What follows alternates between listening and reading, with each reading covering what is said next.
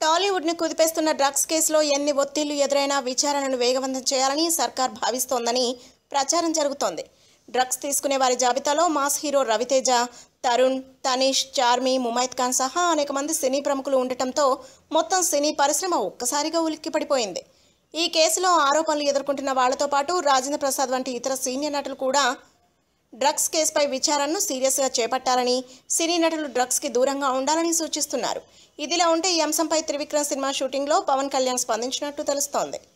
టాలీవుడ్లో డ్రగ్స్ లింక్లను వెలికితీసిన పోలీసులకు పవన్ అభినందనలు తెలిపినట్టు ఆయన సన్నిహితులు చెప్తున్నారు. ఇలాంటి వాటిని అమ్మేవారు, ఉపయోగించే వారిపై కూడా చర్యలు తీసుకోవాలని పవన్ కళ్యాణ్ డిమాండ్ చేసినట్టు ఫిలిం సర్కిల్స్లో టాక్ వినిపిస్తోంది. తప్పు ఎవరు చేసినా తప్పే అని, కాబట్టి ఇక ముందు ఇలాంటి వాటి జోలికి వెళ్లకుండా నిందితులను కఠినంగా శిక్షించాలని ఆయన కోరినట్టు సమాచారం. అయితే ఈ కేసు విచారణ విషయంలో పోలీసులు ఎలాంటి ఒత్తిళ్లకు తలగ్గకుండా ఉండాలని పవన్ చెప్పినట్టు వార్తలు వినిపిస్తున్నాయి. దీనిపై పవన్ కళ్యాణ్ నుంచి కానీ, ఆయన నేతృత్వంలోని జనసేన పార్టీ నుంచి కానీ త్వరలోనే ఒక ప్రకటన వెలువడే అవకాశం ఉందని ఆయన సన్నిహితుల నుంచి అందుతున్న సమాచారాన్ని బట్టి తెలుస్తోంది.